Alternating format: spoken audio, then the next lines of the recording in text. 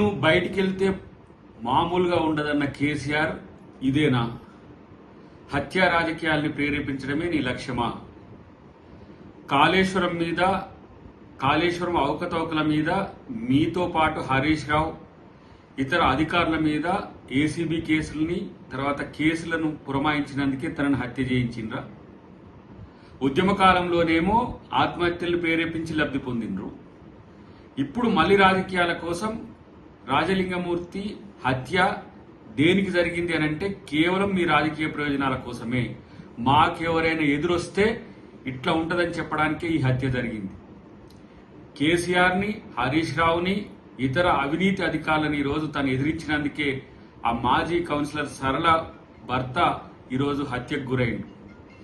నువ్వు బయటికి వెళ్తే మామూలుగా ఉండదంటే హత్య రాజకీయాలు ప్రేరేపించడానికే ఇలాంటి ప్రయత్నాలు చేస్తున్నారా? తస్మాత్ జాగ్రత్త. ఇది మంచి రాజకీయ సంస్కృతి కానే కాదని చెప్పి బీఆర్ఎస్ పార్టీకి ఈరోజు హెచ్చరిస్తున్నాం. కేసీఆర్ మళ్ళీ వచ్చేది లేదు, బీజేపీలో వాలిపోవడం ఖాయం. ఈరోజు పార్టీ శ్రేణుల్లో ఆనందం నింపడానికి ఏదో ఒక ప్రయత్నం చేసినట్టుగా మనకు కనబడుతున్నప్పటికీ కూడా బీజేపీతో రాజకీయ రహస్య ఒప్పందమే మిమ్మల్ని ముంచింది, భవిష్యత్తులో కూడా ముంచబోతున్నది. లిక్కర్ కేసు అయితేంది, మీరు ప్రభుత్వంలో చేసిన అవినీతి అయితేంది, రేపటి రోజున బీజేపీకి ఏ విధంగా సహకరించాలనో అదే ప్రయత్నంలో ఉంటారు తప్పితే మరొకటి లేదు. మీరు నిలబడేది లేదు, కూలిపోయిండ్రు. కూలిపోయిన వాళ్ళు వాలిపోవడం ఖాయమనేది మా యొక్క అంచనా.